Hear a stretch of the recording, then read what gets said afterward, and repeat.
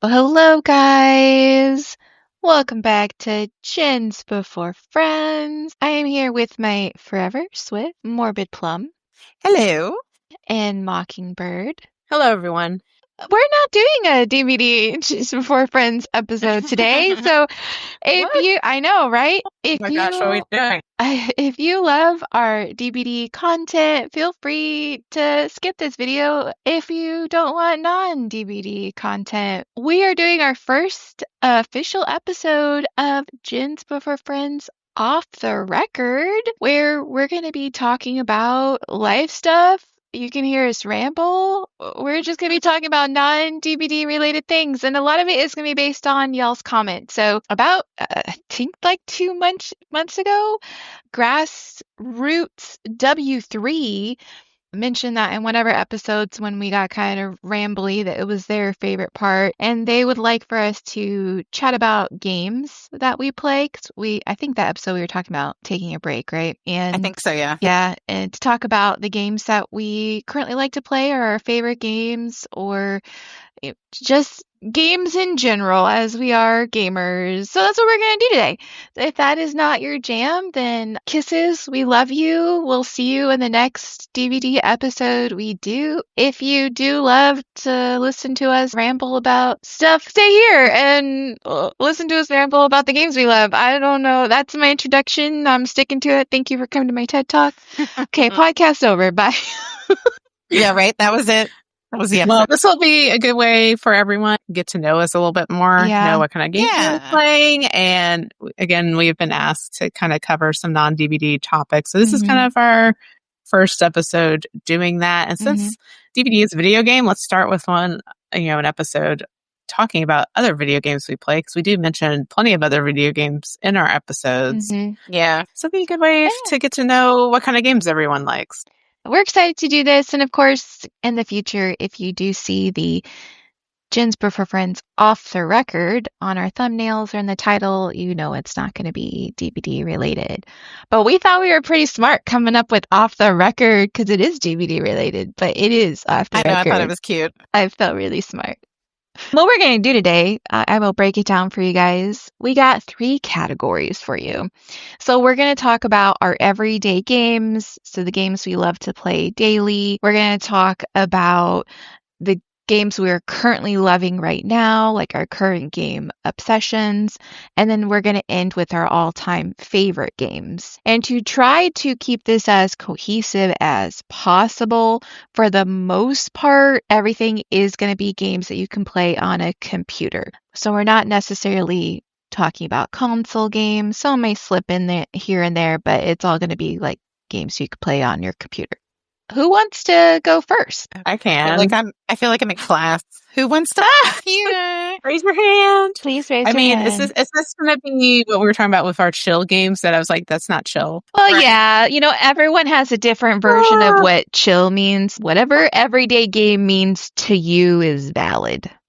My kind of definition, everyday games, is kind of the games that other multiplayer games. I guess I'll put it like that. So not quite DBD ASM, but I'll just start us out. Recently, with our good friend Padfoot. Hi, Padfoot, if you listen. Last few months, we've been really getting back into Phasmophobia and playing that. They had their anniversary. They had the Blood Moon event. So playing that quite a bit. And then Padfoot found about another game called The Other Side, which is like Phasmo, but more intense and more customization. You can customize cosmetics. You can customize your base. Like you can level up your base and put out decorations and all of that. So I've only played The Other Side a little bit. I do like Phasmo, and I hadn't played Phasmo in like a year or two. Been getting reacquainted with Phasmo. Let's see. We also played a little bit of Repo recently. Repo just had a big update, their monster update.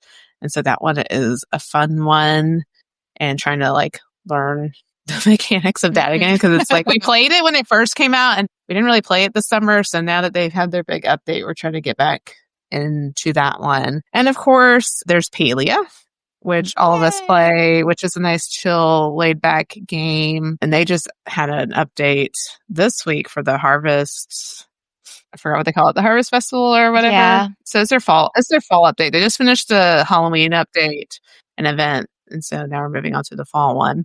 Paley is just nice if you just want to, go around and mine and garden. It's just very relaxing. Very pretty too. Yes. They have lots of cool cosmetics. Palea is free to play if anyone's interested in checking it out. So how Palea makes their money is they charge for like the cosmetics. There's also landscape backgrounds you can buy for your plot, pets, but it's free to play. So if anyone's wanting to try it out, I would definitely recommend it. I'm going to put Stardew Valley also under this one, though I haven't played it too recently, but I love Stardew and I can't wait for Haunted Chocolatier to come out. So excited. Yes. So I do love Stardew. And I remember I wasn't initially going to play Stardew. Who bought it for me? Was it you, Queen? Yeah, I did. I got really into it, and then no one was playing it, so I think I bought it for several people, so I could get people to do multiplayers with me. But we never really did. But I think I bought it for several people to play it. I also bought it for my Switch. I loved it so much on PC. I bought it on my Switch so I can play it at bed. I did the same. So I love Stardew. I love Shane. I feel like my first romance is always like the best one. So, and I guess the last game I'll put under this category, because I know it's quite a few, Killing Floor 3. I do like first person shooter games. My husband and I both bought Killing Floor 3. Is it as good as 2? No. But I could talk about what I like and dislike about Killing Floor 3, but it's a good, I need to unwind and let out some anger. Killing Floor 3, it's not super stressful, I guess. Let me put it that way. Even though you can play it on hard, like because you're just playing like rounds, if that makes sense. If you die, whatever. Because it's waves, right? It's waves of enemies, Yeah, it's waves, yeah. But you like, even if you like the team wipes, you still get experience and stuff. Like you don't like lose anything. They did just come out with an update. I think that was last week. They added some new weapons. They split the class. No, they don't call it class. They call it the perk and the character. So they didn't do this with Killing Floor 2. Like Killing Floor 2, you could pick whoever you wanted to play, like character, and you could play whatever class you wanted to. So if you wanted to be gunslinger, SWAT, it didn't matter. When they came out with Killing Floor 3, they had the great idea that they were going to like couple the character and the class together. So if you were Mr. Foster, you had to be Commando. Like you had to be that, and everyone hated it. And I didn't like it. Well, they updated it, so now you can change. Because I don't even know what her name is, but I like the chick that's the firebug in Killing Floor 3. She's very sassy, so I do like her. Okay, that's all for my everyday kind of games. I love it. Morbid, what about you? What are your everyday games? All right. So I guess for me, I picked ones that like I can play like a bit that I reach for, and then it'll be like, oh, I can waste time. So I have a few. Some of them are dissimilar, like Phasmo, Repo. We don't play content warning as much anymore, but I enjoyed that one just because you can record yourself, I guess, while you're playing as the little people. And it's just funny to watch us freak out and run screaming from things. But of course, I also included Stardew Valley and Palea ones. Let's see, what else do I have? Power Wash Simulator 1 and all the DLCs because I own all of them. I finally finished that one, and now I'm moving my way through the DLCs. That one's a lot of fun. You basically just power walk way through life.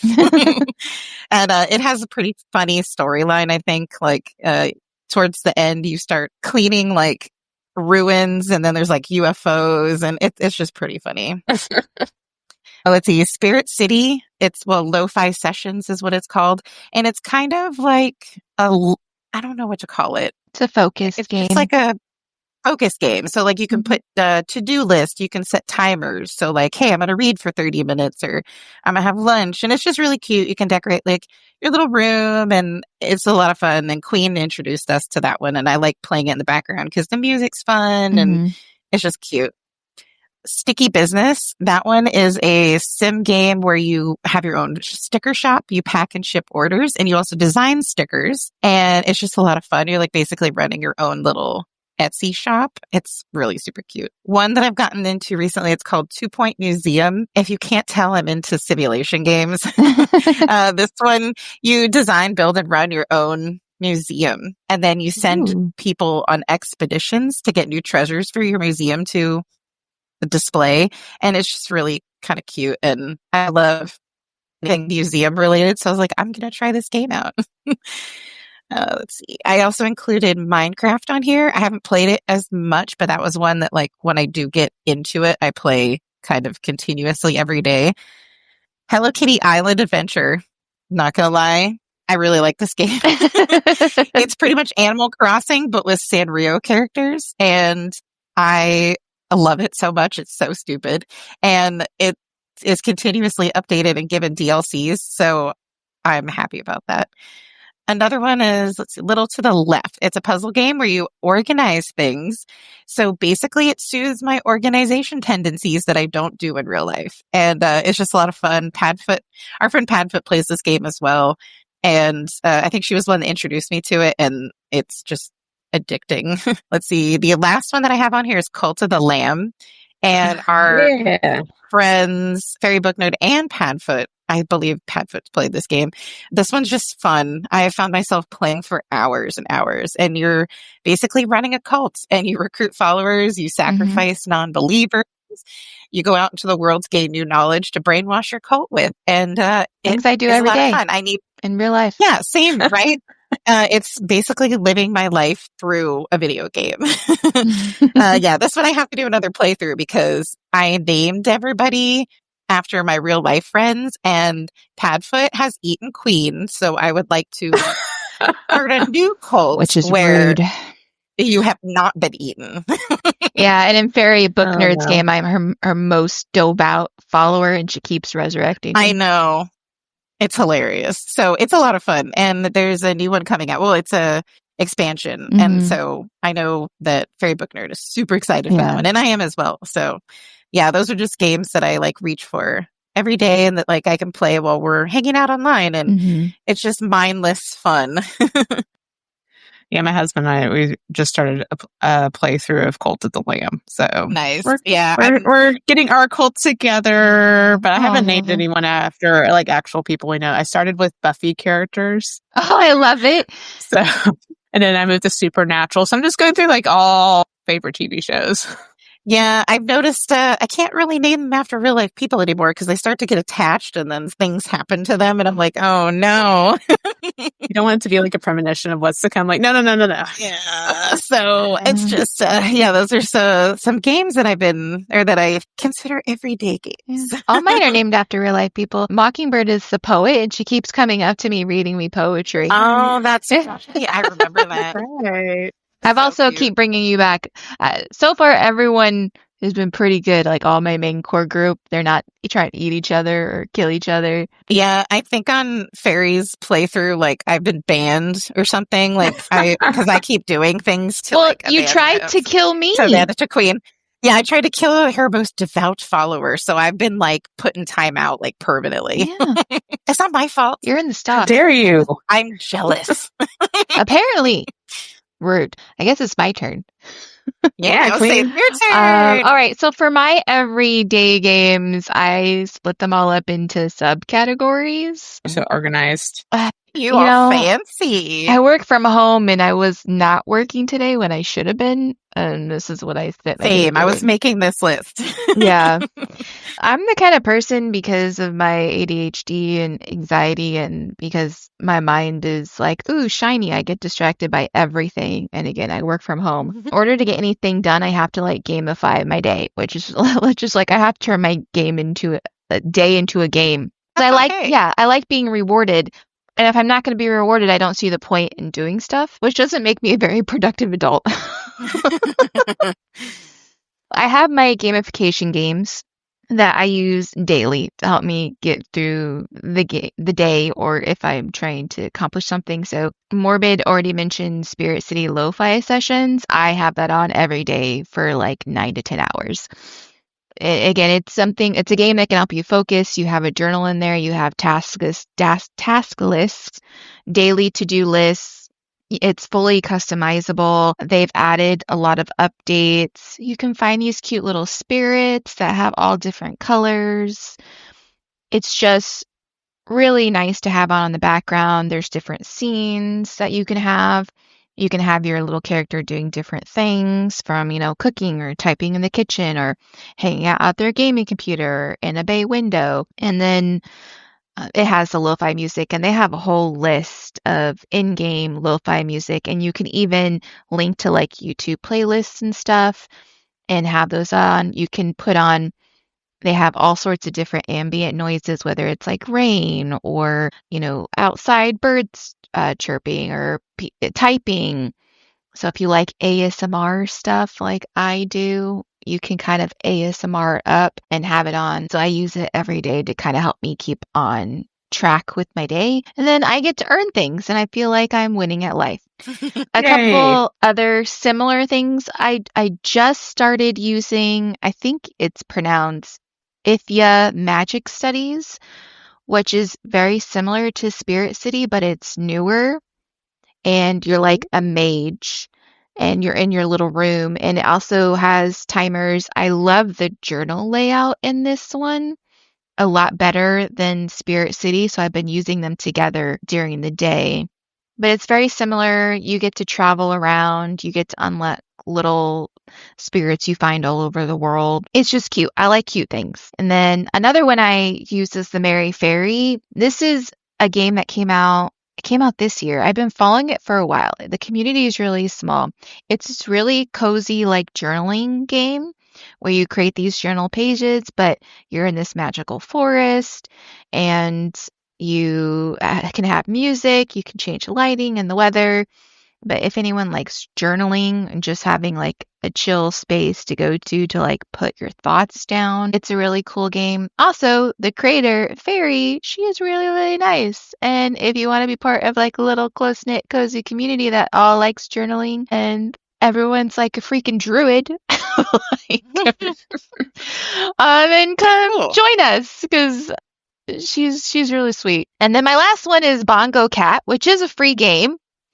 The little white cat that does the tappy taps bongos. Someone turned that into a typing game. So you can go in there and as you're typing, it will count. And you can keep track of like word counts if you want to. We're all three of us are writers. And I know we can all get really distracted. So it is something I do. Like if I am like, I proactively do need to write, like this month is National Novel Writing Month and I am working on a project. So it can help with, word counts. But as you're typing, you unlock rewards.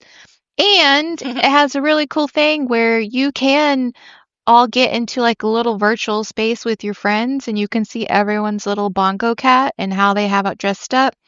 And you can see everyone's word count, and it's really cute. I had a friend, when they saw me on the computer, invited me to his lobby today, and it's just everyone's sitting there typing or playing games, and we're all getting rewards. So it's That's a really cute thing. Yeah. So those are my gamification games that I pretty much use daily just to make me feel like I'm accomplishing stuff. My next category is idle games. I'm a big idle game person where I can just have a game up. Again, I like having things. I like earning rewards. What an idle game is. The longer you have it up, the more things happen and the more rewards you get. So one of the biggest idle games out there is Cookie Clicker. And if I'm going to take over the world, it's going to be by harnessing the power of old grandmas to create my minions and have a cookie empire. So I play Cookie Clicker, which I feel like I described the game pretty well. Right now, I'm in the cookie apocalypse, and the grandmas are trying to revolt. And if you've never played, then you don't know. But if you played, then you know. It's just fun. And my current run, I've been doing for like 558 days. I actually got another achievement today. I'm almost done with all the achievements. There's like 500 plus achievements in this game, and I'm like 94% or 93% on achievements. Dang. It's crazy because I'm an achievement whore, and I need all the achievements there are in the world. So Cookie Clicker, another one that I play is Aquarium, where you have fish tanks and you discover fish. And again, it's all earning money and learning the mechanics and Another one I like to play is Tiny Pasture. It's really cute. It just goes on the bottom of your computer, so it can be up while you have other things up. And you just have your little animals wandering around that you can feed them and you can breed them to get different colors. And it's like an cool. animal collection game. You can also decorate the whole little scene. And again, it just sits at the bottom by your menu bar, and it's really adorable. And then there's Chonkers, which means I just get to raise fat cats. And if I get bored, I can click on things. And then a new one I started playing was Placid Plastic Duck Simulator, where it's just a buck of love that ducks game. in a pool. And just random love that things game. start to happen. Right now they have a should have added Halloween that one. update. Yeah, they have a Halloween update going on right now. It's like spooky music and some of the ducks are dressed up. So I just put it on the background and then sometimes things happen and I'm like, oh, what's that? And my cats love watching the little ducks float and things happen to them. So it also works as kitty cat TV. Those are my low effort idle games. And then for my cozy games, I agree with all of them. Palia, 10 out of 10 game. And it's just a lot of cozy fun. Mining, farming, they have ranching in there now, crafting, building stuff. It's just a really fun game. Mocking and I like to get on. I would also say, like, if we're having a bad day, Mocking and I will get on and we'll just go on rampages and kill stuff with bows and arrows. It is nice and relaxing to do. We gotta get the plushies. So you get plushies from different animals you hunt and insects and stuff. Yeah, and there's magic animals. It's a lot of fun.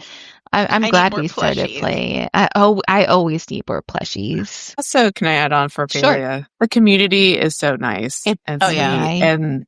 And so if you want the no drama kind of stuff, the kind of the opposite of DBD, like we talk about the opposite of like the toxic community, because like even if you don't have anyone to play, people they'll ask if you want to be in a party together and things like that. So it's very welcoming. So another reason to go play Palia. So yes, we love Palia. Another thing, even though it's technically, I mean, it's not a computer game, but I play it on the computer very loosely. I am going to include some tabletop role-playing games I do play on the computer as well. So how dare you? I mean, I play them, and I play them using Fantasy Grounds, which is on my computer, and it's a program. So I'm sure you guys know we're all big nerds, but I also play every other week. I have 2 tabletop role-playing games that I am in. I do view them as like my cozy time because it's something I love doing. So I have a D&D game I've been in for over 3 years now, where I'm playing a changeling fighter named Known, who is chaotic good, and somehow became the face of the party, even though her charisma, I think, is her lowest stat. And she doesn't know how to talk to people at all. Make them socially awkward. She has no I mean, she was taken as a child and made into like a war I can't speak today, war child, where she grew up as a child soldier. Very traumatic background. And somehow she always tends to be the face of the party. But I have a good time. And then my friend, he created his own tabletop role-playing game called Paradigm. And I play that on the weekends as well. And in that one, I am a wonderful support seraph who has mind abilities and kind of quote-unquote magic powers. And she's a beautiful angel lady named Arya. That's cool. And right now... So you're just playing both sides. I'm playing both sides. Yeah, I have the crazy one and the not crazy one. And right now, this week, I'm super excited to play because we're going up the Big Bad. The Big Bad is currently toying with us, and we're getting to the end of like the big arc. So I'm super excited to see if we're all gonna live. And that should be fun. So I know you guys know we're nerds because several of our episodes we rolled D4s to figure stuff out. But that's why some of us actually do play the tabletop games. But so those are kind of my everyday cozy games. Does anyone have anything they want to add before we move forward? No. All right. Well, I guess we'll start again with Mocking. Mocking, tell us about Okay. the games that you're loving right now. Right now, I'll start with some of the games I played this year that I loved. Death Stranding, the first game. I played that this summer, and I didn't think I would love it as much as I did, but I loved it. I do have Death Stranding 2 that I just started, not very far yet. And I don't even know how to describe Death Stranding. Like, when I started playing it, I'm like, I love this game, but I'm like, so do not understand the lore that's going on. But it's like an apocalyptic story where there's this big event called the Death Stranding that happened. And I guess the best way I can put it is now there's like this kind of crossover from the dead into our world. And so there are these beings called BTs, which stand for beach things. And like every person has their own beach. It's kind of like their connection, I guess, like to the other side. You play as Sam Bridges, who's played by Norman Reedus in the game. And basically, because of this big Death Stranding event, there's no roads, there's no highways, there's no planes or anything anymore because of the BTs. So now the different cities and stuff rely on couriers. And so as Norman Reedus, you have to take packages to different places. And so you're just making all these connections with other people, and the characters in the game are really well done and well rounded. So that's kind of a brief summary of Death Stranding as best as I can. But I loved it. I didn't think I would love it. Nice. But it is so good. And I've like am more still to 100% the first game, because you can basically you get like a rating by delivering packages to each location. So you can like 5-star each location. So that's what I'm working on right now with that game. The other game I played this summer was Ghost of Tsushima. I think that's how you say it. The samurai game. And I do have Ghost of Yoedi. I got it for my birthday last month, so I have barely started that one, but I loved it. It was such a good game. So Ghost of it is gorgeous. And so basically in Ghost of Tsushima, you play as Jin Saki, who is the nephew of the ruler, but then the Mongols are invading, and it really like pushes his principles, because like as a samurai, they're not supposed to like hide and sneak up on the enemy and stuff, but now the Mongols are in and they're fighting dirty, and so it really like pushes his viewpoints. And again, there's other great characters in the game. I definitely recommend both games. I haven't finished Yoedi, and I'm curious where Yoedi will go because it's a very different story. So Ghost of Yoedi, so far what I know, the character you play as has a very different backstory. I think it happens 300 years after Ghost of Tsushima, but her family is killed off by these kind of like warlords. And so she's getting revenge on them. And that's kind of her mission. And you have like a wolf friend. So I'm like really excited about that. I love anything where you have like an animal companion. I know. He doesn't like right now so far. He's not like sticking with me like all the time, but like when I'm in trouble, like he'll show up. So yeah, so that's where I am with that one. And then the other game I'm playing right now that I've gotten into, because I finished Silent Hill F, which sadly didn't make any lists. I'm sorry. But I am playing Chronos: A New Dawn. This is Bloober Team's newest game. Came out a month or two ago. This is a sci-fi game. I'm still kind of in the beginning of it, but you play as the traveler. This is taking place in Poland. It's also like an apocalyptic story, and you're going back and extracting people's essence that were important to this big event called the Change, and which is like, I guess, the downfall of humanity. And as a traveler, you don't know what happened either. So like you're piecing it together with this. I don't even know if the traveler's like a person, but with your character. I think those are all the ones I have for like that I'm playing right now. I love it. What about you?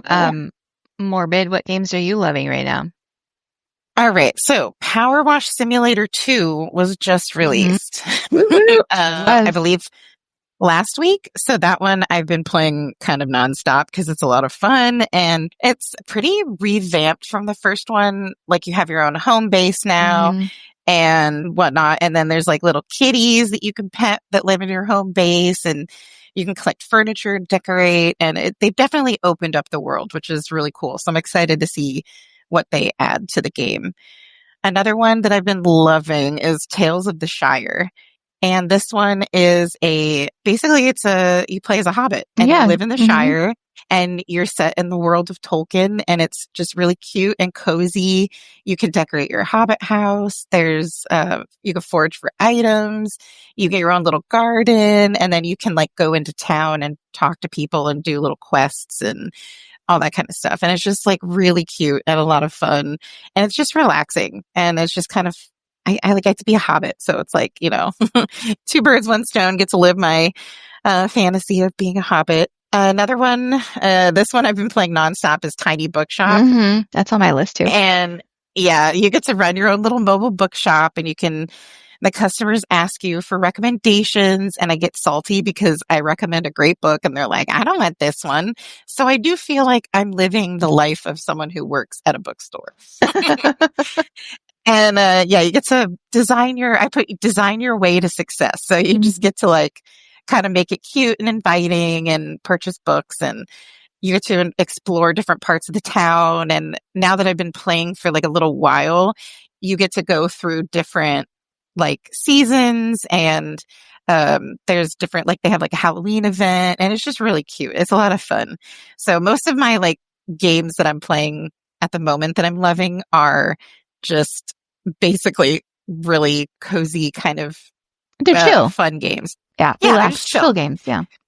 So this one's a new game that I've been playing. I mean, most of these are, I guess they've come out this year, is Camper Van. You get your own camper van and you can design, organize, and decorate your own home on wheels. And it's just cute, cozy. I think right now I'm like staying on the beach. So there's beach sounds, and you can just organize all your crap into this van and figure out how you're going to fit everything you own into the van, which is kind of fun and intriguing in a way. Yeah, it's a fun game that I picked up because it was on sale. And the last one that I'm loving, well, I say loving at the moment. I've played this game before, but I've never finished it. It's called Witchwood, and it's like a crafting adventure game, and there's gothic fables and fairy tales like integrated into this game. This one I was also recommended by Fairy Book Nerd and our friend Padfoot, and I've watched both of them play. I'm pretty sure they've both finished this game. They have. But I got back into it because I really wanted to finish the whole thing.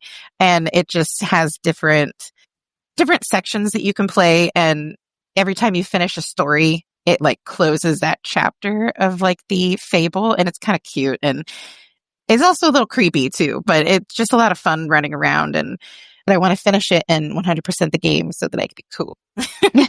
It's really pretty too. The graphics. And yeah. And really pretty. I love the graphic style and the art style. It's just pretty, and it has an interesting storyline, and we're big fans of fables and fairy tales. So it was kind of like a right up our alley game.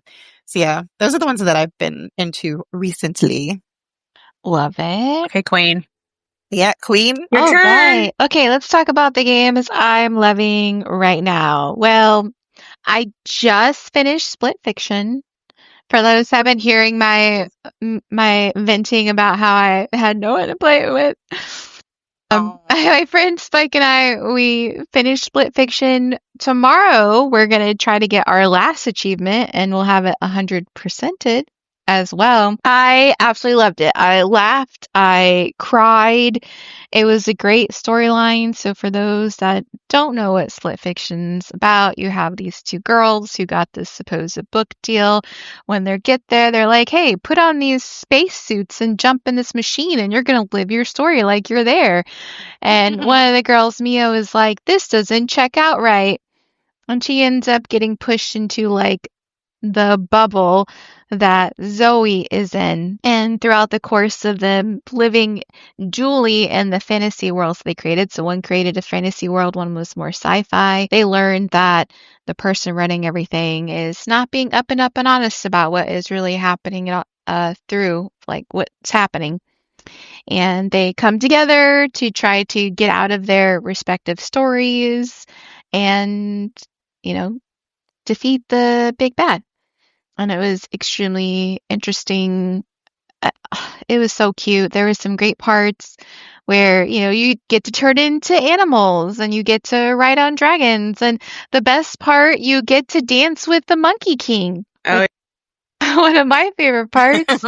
And riding my dragon. Yeah, that's on my list for sure. Because I know that a lot of people have been playing it and it just looks really cute. I know Mocking played it Fun. too. Yeah. Yeah, Mocking I've played it. And my kids so- played it. Like, Yeah. I've played it almost multiple times because, like, I would play with, like, each of the kids.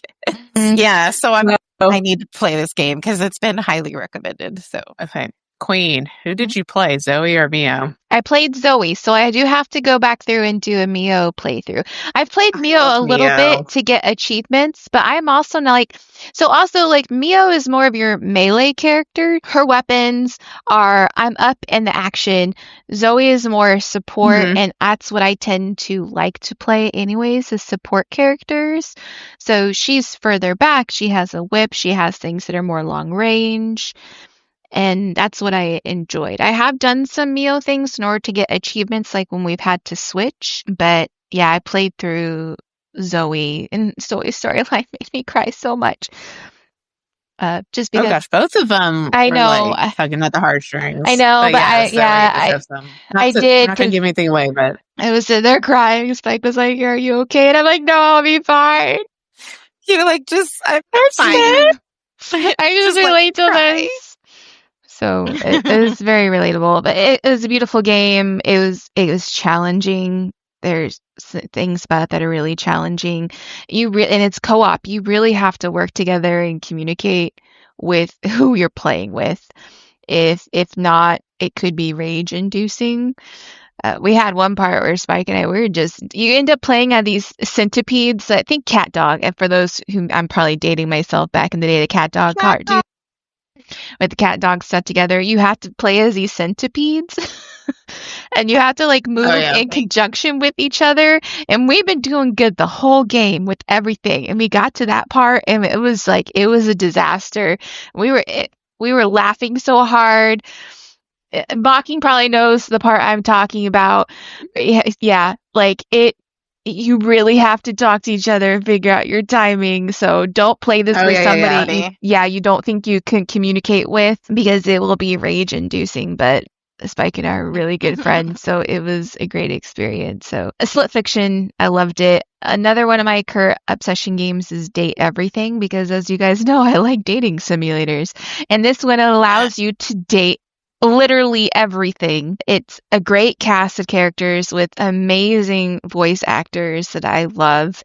And essentially, the day you start your new job, you get fired, and all of a sudden this drone comes to your house and gives you a mysterious pair of glasses called the Daviators, and you put them on, and the objects in your house become people you can date. It has a funny storyline. I've played it through a couple times now. I need to go back through to get some other achievements. I very much am in love with Nightmare. I get Nightmare in every single run because I just love them and I want to be with Nightmare forever. I also really love my toaster. So it's fun. It's just a hilarious game with a lot of replayability, with learning the storylines, and just if you like to date things, you can date everything. It's in the title. Date everything and anything, right? Yeah, you can date the light switch. You can date your mirror. Oh my goodness. You can date the toilet. You can date your shower. I wouldn't recommend it. He's kind of annoying. But Good. you can date I would recommend dating electricity, though. So I'm just saying. Some Interesting. sparks there. There was a lot of sparks. Uh-huh.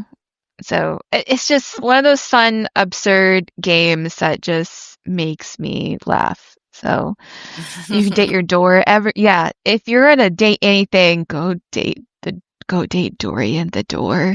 And That's I'm hilarious. thinking about Dorian. So a fun game, please. If you like dating simulators, I think that's one of the best ones out there currently, and it's hilarious. And it was put together by a bunch of people you probably don't even know that you really like. Famous voice actors. If for those that maybe watch like Critical Role, almost the whole cast. I think pretty much the whole cast is in there. And it was kind of put together by a bunch of the voice actors that you love. So you can go support them. And they didn't realize it was going to be so popular, but I love it. I have also been playing Tiny Bookshop as well, along with Morbid. We started playing right around the same time. I do love it. It is so cute. You just move to this little small quaint town. You have your traveling bookshop. You get to go like daily and go to like newspaper ads to try to add books to your collection so you can stock your shelves. You can create and design your little bookshop. There's daily events and weekly events in the town. There's a whole storyline that goes through it. Right now, I'm in like the mystery storyline where I'm trying to find out who, quote unquote, killed the what's that thing called that's like in front of stores, like the little floppy man that goes everywhere. Oh, the wacky Yeah. guy. No. Yeah. Somebody murdered. Someone murdered it, and I'm trying to figure out who did it. It's really cute. There's all these little storylines, all these people that you can meet. I have a dog, and I'm trying. I know I'm trying to get a cat. I don't have a cat yet, but I know Morbid does because I've seen your achievements. Oh yeah. So yeah, there's like a little storyline with the cat. Yeah. It's a lot of fun. It's really cute. Also, very chill game that you can just go on and play, and it's also kind of like a time management game as well. So very adorable, and I think the art and everything is really pretty as well. I enjoy things that are aesthetically pleasing to the eye. Same. Another one of the games that I'm currently loving now is the Find All games that are on Steam. I own every single one of them. They're basically hidden object point and click games. Right now, they have recently released Find All with the fantasy theme. They have their Christmas one out already. They had their Christmas one out before their Halloween one. I don't know what is wrong with these people. The Halloween one is out now. That's cool. I didn't know they had a fantasy one. I have a few of them just because I think they're cute and they're fun. Yeah, and they're all different themes. The things that I like about them and is as you're clicking and finding the objects, it fills in. It goes from black and white to completely colored. They're animated, and they all tell a story throughout the whole find everything. As you're finding the objects, and if you're watching the animations, a story is being told, and then we'll like move to the next scene. You have to find the objects again. There's tons of achievements. Again, if the game has achievements, I'm more likely to buy it. They each have like 100+ achievements a lot of the times to get, whether that's timed achievements or doing the puzzles in there as well, finding all of the objects. They're just really chill. They all have really nice music too. They're just really chill games to have on. If I don't know what to do, but I want to keep my mind occupied, I'd go play one of the Find All games. Another game I want to get back into, I don't know if I would say like I'm super loving it. I'm super intrigued by it. And Mocking and I played it a couple times, is Viscera Cleanup Detail. I just want to figure out how to win. I just want to I have that game. Yeah. I think I've played it. But it's a chill cleanup, like a murder scene game. Yeah. And I mean, it's kind of cool, and I need to play it because I bought it. I mean, we can play it. You can have a lot of people play. I think that's one of the big draws is you can just have all your friends play with you. And I think that's something we struggle with is because we're a group of 5, and most of the time games only have up to 4 people. So there's always somebody that's kind of left out. So we tend to like alternate for who's in a game, but we're constantly trying to find games that allows more than 5 players and that we all would be interested in playing. Actually, I think most of us have this now. The thing that is just confusing me is we're still trying to learn how to play to get like max points for cleaning up the scene, which is something we've been struggling with. You get to mop up blood and pick up bullets and body parts. What's not relaxing about that? Yeah, who doesn't love a good cleanup crew scenario? And you get to, clean up crime scenes with your friends. Yeah.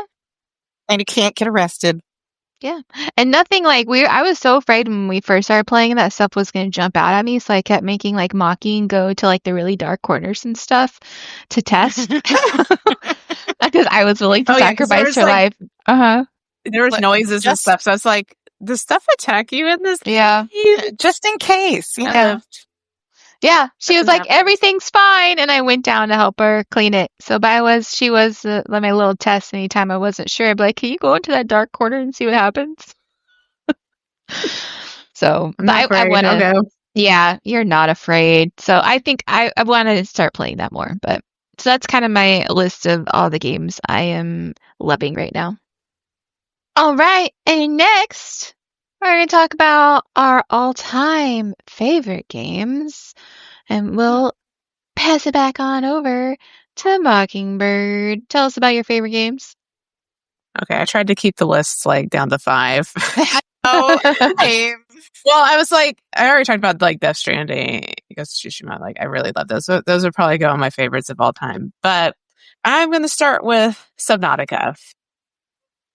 I love Subnautica. It's kind of the first like open world game I ever like played and really loved. So in Subnautica, you crash land on this alien planet, and there's of course crafting and getting resources and building, but the game is so well designed, and basically you get radio signals to find other pods that have crash landed and find out what happened to those people.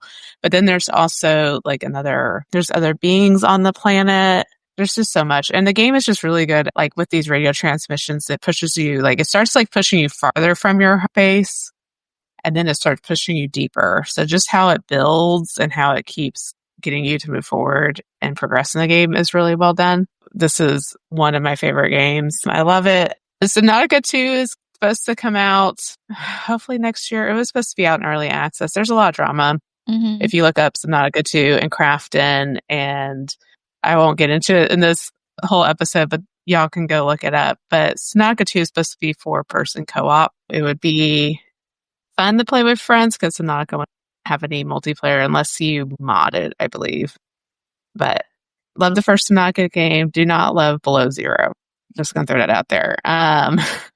Yeah, I've heard you say that before, and other people as well. Mm-hmm. I mean, there is some quality of life changes in Below Zero that are good, and that you can pin recipes so you can see like on your screen, like, okay, I need to get these resources to build this. There is some quality of life, but the story is and they try to do a lot with land, and that's not to me what Subnautica is about. It just didn't hit as good as the first game. Like I will still go back into Subnautica every now and then and like either start over a game or like base build and all of that. That's the first one on my list. Next I'll talk about is BioShock. Mm-hmm. I love that game. I love BioShock. I have not played the other ones yet. In BioShock, it takes place in the city of Rapture. It's an underwater city that was built like in the 40s, so it's got that kind of aesthetic. The story is you play as Jack. This is in 1960, and your plane crashes into the Atlantic Ocean. You kind of stumble upon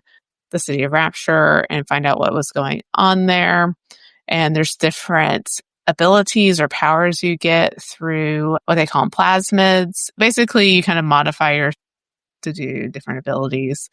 There's a lot of lore behind it. This is where you have the little sisters and the big daddies protecting the little sisters. And it's interesting throughout the game. You can either choose to harvest the little, protect the sisters. I've only played through one, so I did do the protecting. There's pros and cons to each. But yes, I love BioShock. I love the aesthetic. There's been talk of it coming into DBD, but I don't know if that'll ever happen. But we'll see. But also the plot twist in this game is so good. I loved it. I was like, I did not see it coming, and love this game. Next one I will talk about is we're actually playing it on the channel right now, Silent Hill 2. This was my game of the year last year. I love Silent Hill 2. I've never played the original like Silent Hill games. Kind of a newbie coming to Silent Hill, but the game follows James Sunderland. He is trying to find his wife, Mary, who died 3 years ago, but he just got a letter from her saying she's in Silent Hill. And so he travels there And of course, there's all the fog, and there's a few other people he comes across there, but there's also monsters and creatures, and just basically figuring out why he's there, is Mary there, and kind of unraveling what happened to Mary. The last two games, I guess, well, I'll kind of talk about them together. I love Remedy Entertainment. So the two I chose for them is Control. Mm-hmm. Takes place, where is it? I think it's in New York. But anyway, so Control is kind of a sci-fi-ish game. You play as Jesse Faden. She's been looking for her brother Dylan, and who has him, and she stumbles upon the Federal Bureau of Control while it's in lockdown, and she finds the director. This all happens at the very beginning of the game, but she finds the director who is deceased, and she takes his service weapon, and in doing so, she becomes the director of the Federal Bureau of Control. And she is now having to combat the Hiss, are the enemies that have gone through to the oldest house. So that's basically Control. But she finds out that she has some abilities, and that how she's connected to the FBC. So I love Control. Last game on the list, no surprise, is Alan Wake 2. Mm-hmm. Yay! I love Alan Wake. So No. last year was Silent Hill 2, previous year, Game of the Year, Alan Wake 2. I loved Alan Wake 1, and so I was very excited when Alan Wake 2 came out. It was very well done. Also, Remedy Entertainment, so Alan Wake 2 is a sequel, obviously, to the first game. But in Alan Wake 2, you have two protagonists who is stuck in the dark place, and Saga Anderson, who's a FBI agent, and with her partner, Alex Casey, who are investigating some murders going on in Bright Falls. And there's a lot of connection, obviously, with the first game, but it's just so good. I don't even know how to describe it. I love Alan Wake 2. You love this so much. I do. But yeah, Remedy makes good games. I haven't played all of their games. I haven't played Max Payne yet. I have played Quantum Break. I did really like Quantum Break as well. But Control, Alan Wake 2. Control 2 is supposed to come out. I don't know when it's supposed to come out. Control 2 is in development maybe next year. I don't know for certain, but it's coming out fairly soon, I believe. Fingers crossed. So those are my favorite games of all time. Nice. All right, Morbid, do you want to go? Yeah. Okay, let's see. This one is one that I've never mentioned before, but it's called Limbo. And it's like a side scroller puzzle game, but it's a horror game. And it's about a boy who wakes up in a dark, creepy world, and he has to look for his lost sister. And there's lots of puzzles and like scary monsters and some pretty creative deaths. And I think it came out a while ago, like 2010 or 11 or something. I'd have to look up the date, but it was just one that I really enjoyed playing, and it was super creepy, and I had a lot of jump scares, and it was just a very simple game, and it's just one that I enjoyed a lot. So I wanted to throw that one in here just because Dark reminded me of it, but Dark is very much more involved, and this one's like basically everything's in shadow. So like everything's black, and then in the background is like light that kind of shows things. It's just really cool. I kind of did some random games. I included The Sims because it is one of my favorite games of all of them. I've played since the original. Mm-hmm. I mean, obviously Sims 4 is my favorite right now just because it has the most content available for it. And I get into little like moments where I'm obsessed and I just play for like weeks on end. And then I take a break and then come back to it. And I think Sims 3 is probably my favorite out of all of them. And yeah, they did so much. And I don't know if they'll ever make a Sims 5, but I guess we'll see. They're doing questionable stuff right now, and a lot of their content creators are leaving the community. So I'm not sure how I feel about this. And it's a lot of, I think, EA's fault. They're the ones who own the game. They were they the original creators? Well, yeah, but it's been sold, and that's part of the big uproar right now, where their content creators are leaving because they don't support the decision that they've made. Yeah. So, it's a whole thing. We can go into it. Yeah. So I included Nancy Drew games just because I enjoy playing them. There's not one that I particularly love more than the rest, but they're ones that I can go back to over and over, and I can play them. And we won't speak of the current ones because they're awful. But I think when I was looking at favorite games of all time that I've had, I know a lot of them were just ones that I've played since I was in high school, and Nancy Drew popped up and I was like, I would consider those some of my all-time favorite games because there's just a lot of memories attached to them. And I just think I love mystery games and games where you have to solve puzzles. And that's pretty much all you do in these games. I included Untitled Goose Game because I love this game. Like, this game is so much fun. You get to be a goose who's a jerk to almost everyone. Yep. And I did not know you can play as a 2-player game in this game. And does that open up a whole new world. So it's a cute game. And it was one of those like indie games that was made, and it's really good. The art's cute. Like all the little things that you can do, cause shenanigans, steal things, make people's lives miserable. It's the perfect game. I feel like all of these are like older games, I guess. I don't really have too many new ones that are like my all-time favorite. The last one I will include is World of Warcraft, because that game is just like not my life currently, but it was like it. I love that game. I love exploring in that game, meeting people. I met a lot of friends on that game. I wrote my dissertation on that game. It's a huge MMO. And if you've never heard of it, I don't know where you've been, but maybe you haven't. It's a huge online multiplayer game with dungeons, and you can play PvP to collect armor, tons of stuff. Like, there's lots of mounts for you to get, and you can join guilds with your friends. It's just a very interactive, huge, massive online game. And it's just one that I will go back to every once in a while.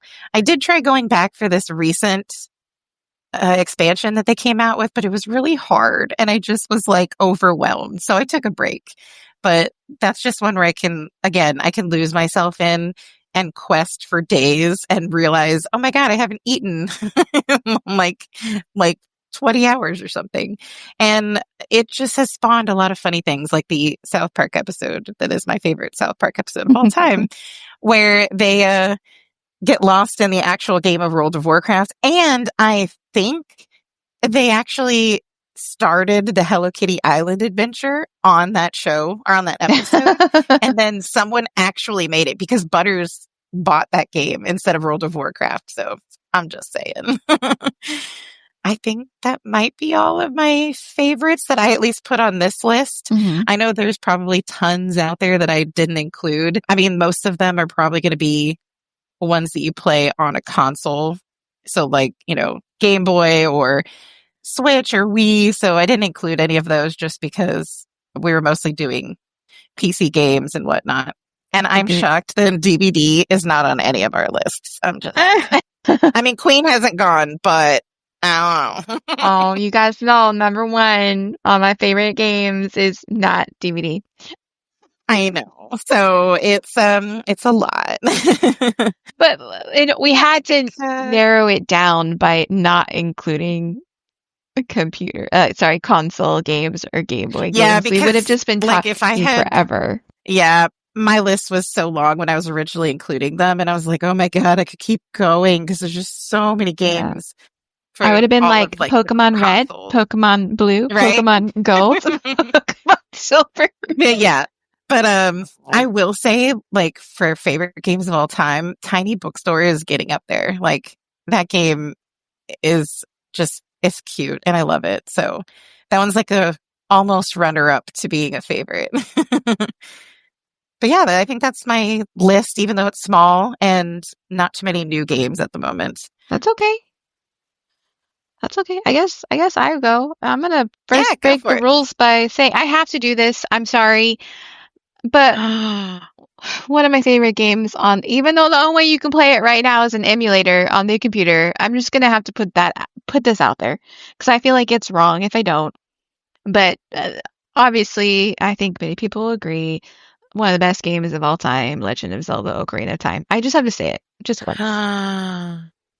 Say whatever you want. I took Animal Crossing off because it was on a console, but you can emulate that game, so you can. I just have to give a shout out. Okay, but to it is a good game. Yeah, it's one of the best games ever. I feel like every game I play, I'm just trying to chase the high of Legend of Zelda Ocarina of Time. For those that play, you know. So all of my list of favorite computer games are all, I felt like I was chasing that high of playing Legend of Zelda Ocarina of Time for the first time. And that's kind of how I base my favorite games for my list. So I just thought I'd throw it out there. But yeah, if you also love Legend of Zelda Ocarina of Time, please let me know. We can be friends. Yeah. But for my list, I think I need to start with, I had so many games that kind of crossed into other areas. And some of these I also view as cozy games as well. So I'm probably going to go from like order from like a bottom tier favorite up to like top tier. But Vampire Survivors, which is a roguelike game with waves of enemies, and you play various little characters' powers, and you try to get power-ups and levels, and you just have waves of enemies coming at you. It's like a couple bucks, seriously. It's the best couple bucks I've ever. Actually, I didn't even spend it the first time. I was gifted it because everyone was playing it around the same time, and I was like, I don't think that's like my type of game. And then I sucked at it, and then one of my friends, Gaia, did a tutorial with me on it to help me get better because I was afraid of being hit in the game because you die so easily. You don't have a lot of health. And then the student has become the master, and now I give him tutorials. And it's also like, it's a game I just like to have on. It's a mindless game for me. There's a lot of Steam achievements, there's in-game achievements, there's challenges in the game, and the community of Vampire Survivors is also extremely welcoming and cool. And sometimes they have community achievements. And a lot of it is just knowing mechanics and how to pair things together. And I like mindless details like that where you can like deep dive and stuff. So it is one of my favorite games, and I genuinely enjoy it. And going on from there, I don't know which game I want to talk about next. So that one. Yeah, that one. Okay. Thank you for pointing it out for me. I know. Yeah, no problem. That's exactly the one I was thinking of too. This is also a daily game for me, but Star Stable Online is one of my favorite. It was on my list, but I was like, I'm going to let Queen take it. I've been playing it for over 10 years now. I credit this game when I was going through a really, really bad spot in my life for like saving my life. In regards to, I found a great community of friends, a lot of them that I am still friends with today, and we've met in person, and it was amazing. And also, it's just a game where you get to be a girl and ride around on horses, and it has an amazing storyline and beautiful graphics. They update weekly. The game, it's not necessarily for free. I think you get to play the first 5 levels for free, but they've done a lot in the last couple years as I've been really ingrained into the community and listening to their community. And oftentimes I have alluded to a game in our podcasts where I've talked about this game changed and they really started to do transparency. And I'm talking about Star Stable Online, where they really listened to their community and they came together to offer fixes to things the community was concerned about with their transparency and things they were doing, and making the game feel like it was just all about making money. And they made a lot of changes, and it's grown into this great game. And they're changing it to, one of the things I liked about is it was originally just really tailored to like young girls and women, right? And they're making it, I guess, more inclusive. They're losing that. I think as someone who's been a gamer her whole life, and this is probably just a whole nother podcast episode we could do, It's hard to find games that are tailored towards women in general. And I like that this one was, but I also understand that it's an online, like role-playing game, massive multiplayer online game, and that there's guys that probably like to run around on horses too. So they're doing stuff to make the game more inclusive in regards to how you can create your characters and pronouns and stuff in the game.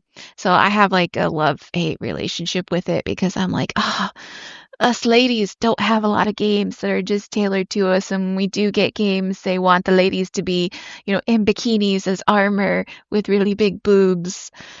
So, so I'm torn, Like but World of I get it. Warcraft. Yeah.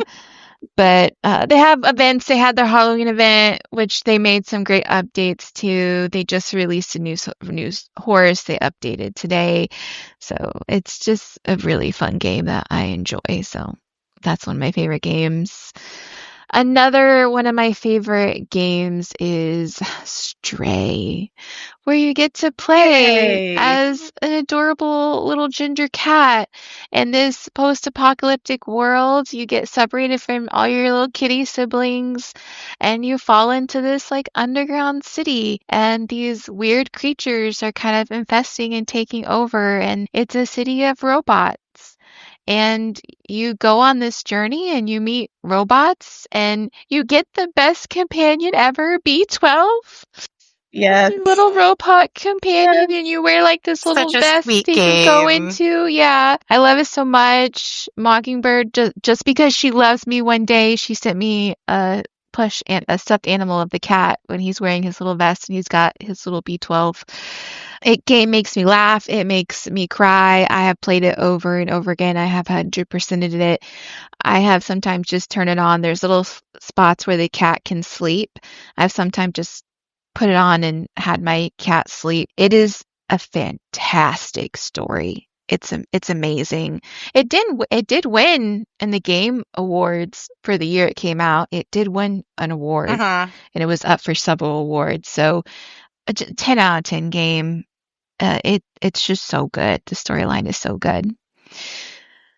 Following that is Neva, which was a game that came out last year from Nomada Studios. They also made the game Gris, which shout out Gris. Ooh. It's also on my list of probably getting there for favorite games, but Neva Yeah, it's tops a it. pretty game.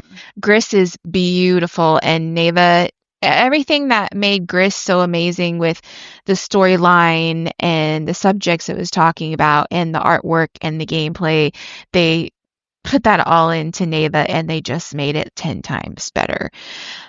Neva's a beautiful story about a woman named Alba and her companion Wolf, and the world is dying. And Alba is one of the most badass characters I have ever played, and it's very cinematic. They have these sequences of like cinema within the game, and they always make me cry. And it's just absolutely beautiful storyline. And even though it came out last year, it won at the Game Awards.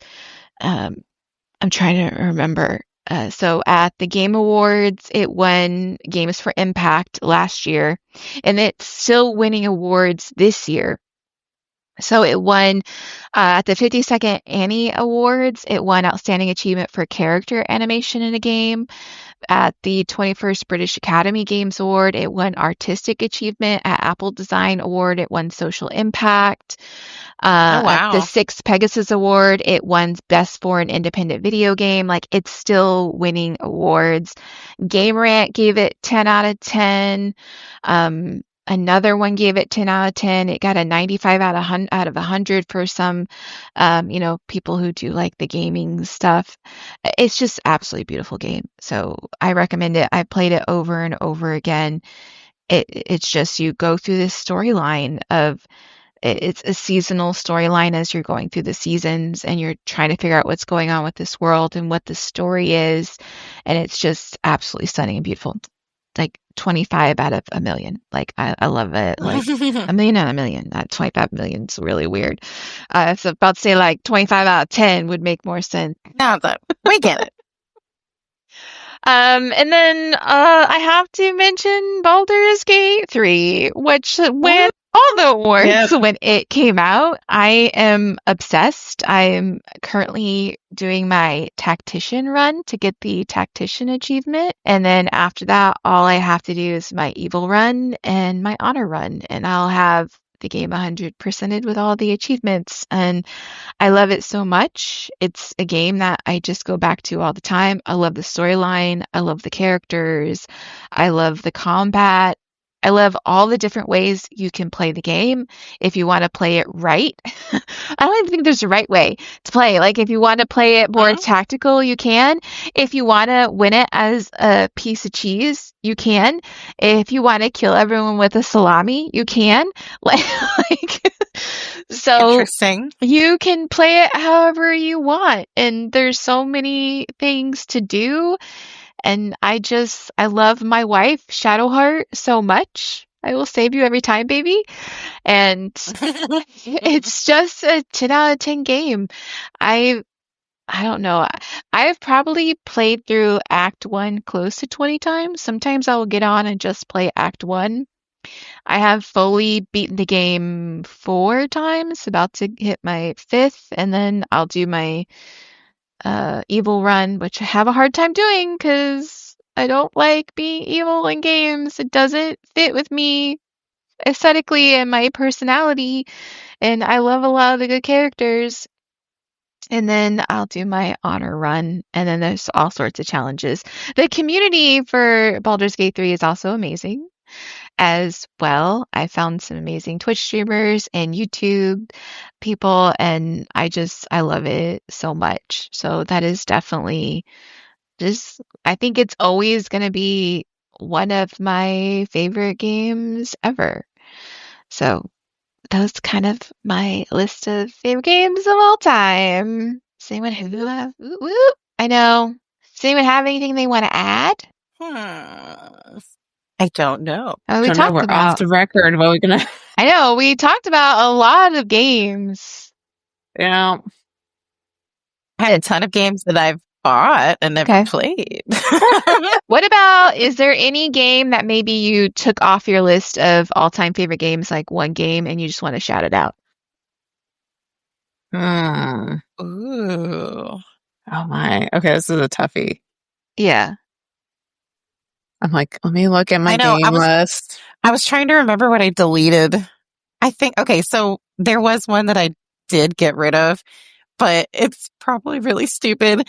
It was Legend of Zelda, and it was the Phantom Hourglass. I think it was on the Game Boy Advance. Or no, it was on the DS. And for some reason, I loved that game. I don't know why. I played it. I 100%ed it, which I rarely ever did. And I don't know. It's not a very popular part of the franchise. And it was just, I don't know. It was just a game that for some reason, it resonated with me in the year 2007, because I think that's when it came out. I agree. I think yeah. it was DS, right? I'm pretty sure. Yeah. I think it was a DS game, and it just, I don't know. There was something about it, because I think you were basically like on the high seas, and you had a boat, and you just sailed around, and you did quests and all that kind of stuff. And yeah, it was for the Nintendo DS, and I was right. It came out in 2007, and like when I was looking it up, I know that people thought it was so stupid. They were like, this game sucked. This is boring.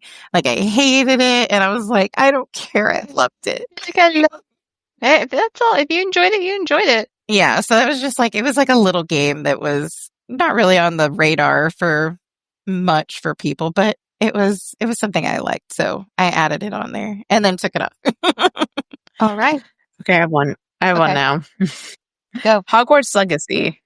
I was wondering if anyone would choose that one. Oh, I do love Hogwarts Legacy. It has playability. Yeah. I thought it was really well done game. I need to do another playthrough of it because I know there was some content that was added. Yeah. But and I've never finished it, so I need to. What? I believe you've never finished it. I've played it through like 5 times now. I'm not sure why I didn't make my list. I don't know.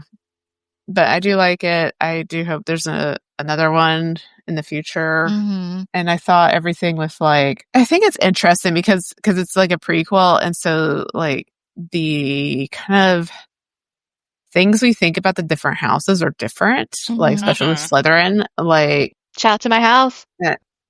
Slytherin, Yeah. baby. I did my first playthrough as Ravenclaw because I think in real life it would be where I would get You're sorted. 110% Ravenclaw. Yeah. Oh, I'm trying to remember all the characters, but it's like even like the side characters, like stories, were just so good. Also, especially like what was her name? There was one character I was like, she's annoying, and then like, Is it the girl that loves the animals? The Hufflepuff? Yes, Yeah. her. Yes. Hang on, I'm trying to look. Poppy. Poppy. Right? Yeah, and then you're like at the end, you're like, actually, I kind of like you. She's the best. Like, Yeah. and then I really liked. So like with Slytherin, you had Sebastian, but then you also had Ominous. So yeah, because at first I was like, kind of like Sebastian, but then like Sebastian kind of down a dark route, and I'm like, Ominous is pretty cool, and he's like a direct descendant to Salazar Slytherin, which is kind of cool. But yeah, just that there's not like this hatred towards Slytherin, or they're not like the bad house, I guess is how I would put it, like it is in the Harry Potter series. So I really enjoyed, which is all perception and not how it's supposed to be. Slytherins it's a bad. good game. It's a really good game. Since you included that one, I would have put that one back on my list as well. Hogwarts Legacy. I have played it through multiple times. I've played as each house. I've 100%ed it in the game and for Steam for all the achievements as well. It is so much fun. The world is beautiful. I love learning all the spells. I like the combat a lot. There is a lot of freaking spiders in the game, though. A little too much, in my opinion. Like There's the whole way too many. first half is spiders, everything. Hey, they have the thing where you can change how the spiders look so they don't look scary. I don't. They added that. I know. I remember that. But then they look so stupid. And I'm like, I'd rather just have the actual spiders. But after you play it through a couple times, like you kind of get the gist. Like I can basically speed run the whole first third of the game because some of the achievements is to get to a specific room in the game. I'm not going to spoil it as each of the houses. So I got really good at just speed running like the first half of the game, but it is a really good storyline, very cinematic. It's really interesting, just worlds and everything they did. But I think since you chose Hogwarts Legacy, I'm going to choose Stray Gods, which is a role-playing musical game. So it's a very unique game in itself. Again, it has a lot of our favorite voice actors in it. If you love Critical Role, you'll recognize voices. And they do everything. Yeah, or if you love the people who play tabletop games with Brennan Lee Mulligan, a lot of them are in there as well. And essentially, you're this young adult who doesn't know what to do with their life. You're a singer in a band. And one day you just stay late in the studio and this weird woman walks in and sings a song with you. And then that woman shows up at your door dying and dies in your arms. Oh, and wow. you get introduced to this world of there's all these gods around you and the gods are dying and they're trying to figure out if you killed a god because that god gave their soul to you and now technically you're a god. And like it says, your choices kind of dictate the lyrics and the songs that happen that are sung by all the different characters you meet. And you meet Athena, you meet Persephone, you meet Pan, like all the Greek gods. You have the ability to romance the gods as well, or your friend. And it's one of those things where your choices matter, and depending on what you choose, it impacts the ending of the game as well. And it's absolutely beautiful game. And again, I've played it through many, many times to get all the achievements, and every time I love how you can choose like the song lyrics and the route you're going to go and who you're going to be with or not be with. And there's just, it has one of my favorite moments ever, and I don't want to spoil it, where it's just like amazing moment of sacrifice, and it makes me cry every single time. Yeah. And it is just chef's kiss beautiful. And then when you learn like the attention behind it, it's even more beautiful. And it's an amazing game. And I want to say it was at the beginning of this year or last year, they also released a DLC for it. So they added some extra in-game content and achievements, which made it even and they added it for a beloved character that a lot of people loved that wasn't necessarily like a main character in the game, but you kind of had like a sing-off with them. And the community just loved this character so much that they gave him his own DLC where you got to play more of his story and kind of figure out more who he was as a character. And it was just absolutely, it was really cool how they listened to the community. So I would, if you're really into the Choices Matter games and you like musicals, all the songs were fantastic, then I would definitely recommend Stray Gods. Cool. I might have to check that out. It's beautiful. I don't know if I've ever played it through with you, but I know that our friend Fairy has Fairy Book Nerd. She has watched me play it through multiple times now. She really likes the music, and she's also emotional like me. We could try to get. We always cry at the same freaking part. Aww. So it's so beautiful. I love it a lot. In fact, I've been missing it, so I just recently added it back onto my computer because I kind of wait. Like I buy all these games, guys. Like we all know, we buy all these games and we don't play I them. So know. I've been trying to complete a game or 100% it before buying one or putting a game that I continuously play like Stray or something back on my computer. So I recently 100%ed a game. So I was like, oh, I can put Stray Gods back on and play it again. You're like, yay.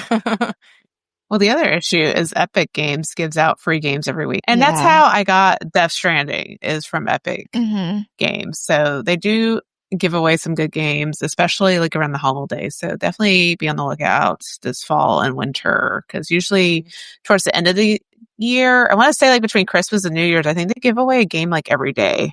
We've gotten really good games, and that's something Mocking is really good. Every week she's like, don't forget to check your free games on Epic. But we've gotten Yeah, that's good. a lot of really good free games through Epic.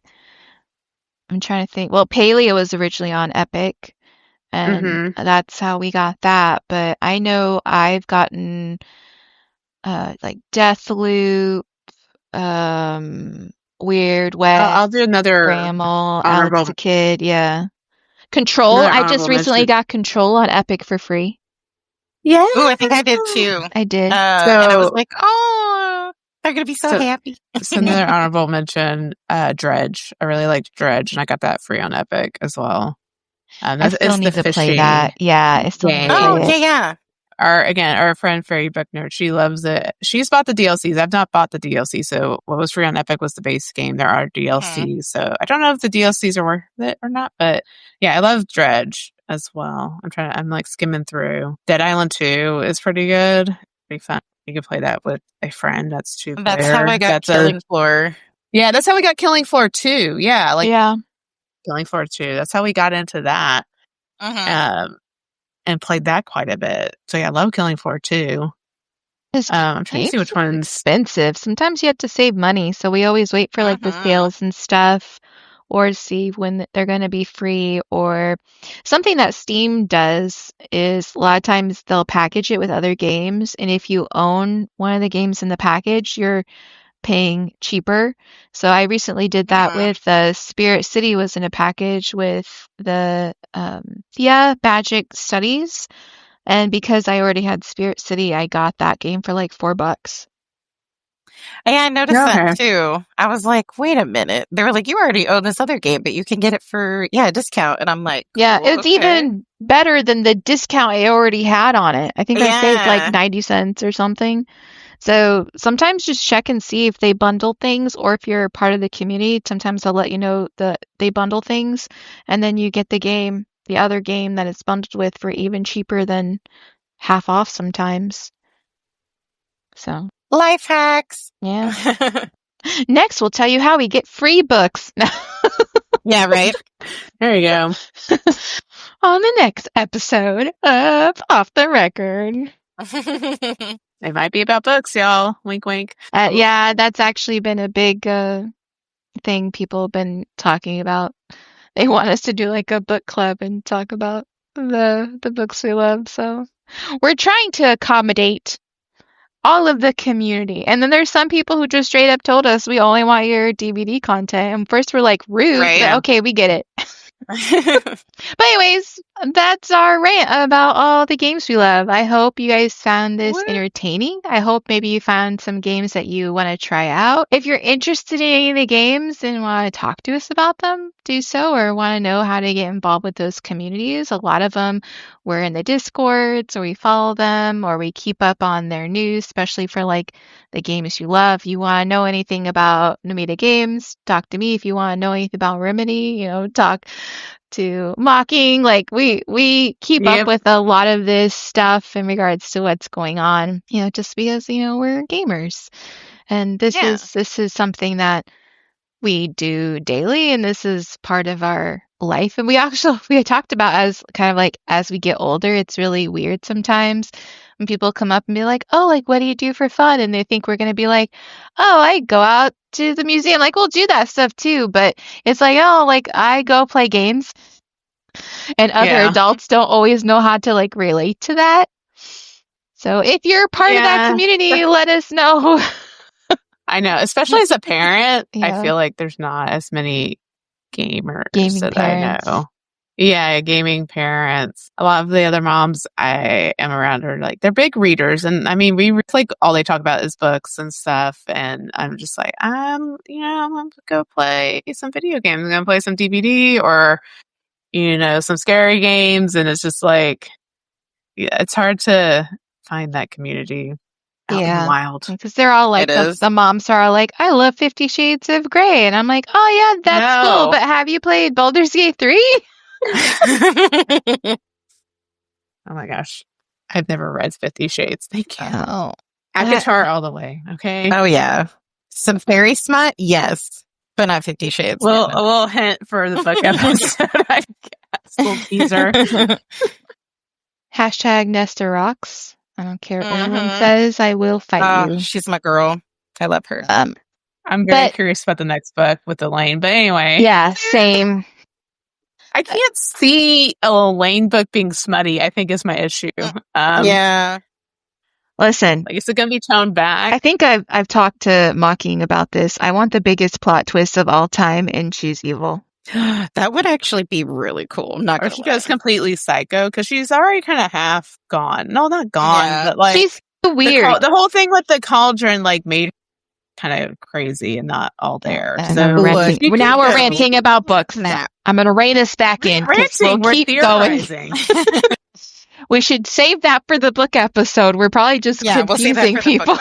Teaser for the book episode. But yes, so thank you guys for listening to our first Gens Before Friends Off the Record. We hope you enjoyed it. Please let us know the games that you love playing. If we had any games that were on your list, let us know too. Like Mocking said, we are going to be recording another episode of Silent Hill 2. Please look out for that on the channel. And we've also talked about, we have a Discord that we're right now just kind of using internally for us. And if you guys are interested, we're thinking about opening the Discord to you guys. If that is something that you want, so you can come chat, hang out, play games with us, maybe. Just let us know if that's something you guys would be interested in. I've been in the process of rearranging the Discord and making it to where we can open to the public at some time. So let us know if that's something that you'd be interested in. If not, that's okay. Maybe. This is but how we're going to know if they got to the end of the this episode. is how, Yeah, we're right. going to know if you got to the end and if you listen to us ramble. So, but we hope you enjoyed it. Thank you so much for the suggestion. And we look forward to doing more non-DBD content in the future. Anything else you guys want to add before I close us out? No, I think that's it on me. For me, for me. I think we're good. We've talked a lot of Yeah. games, so we better end it here. I know, we could go on and on. We're hardcore. I need a snack. I need to go get myself a pickle. Yeah. Real bad. Ooh, that sounds no, I don't want a good. pickle. Snack, yes. I don't know pickle for me, though. I will take the pickle. Yeah. I'll take her pickle. And my great revelation today is if you eat a spicy pickle and then you have a piece of gum, you have spicy gum. So do with that what you will. I did share that to the whole group. The ladies already know. That was my mini TED Talk for the day. I figured, we're all friends. I'll show you here. So spicy pickle gum can be a thing. But anyways, per usual, we want to wish you guys a good morning, good afternoon, or good evening, wherever you are. And bye. Bye. Bye.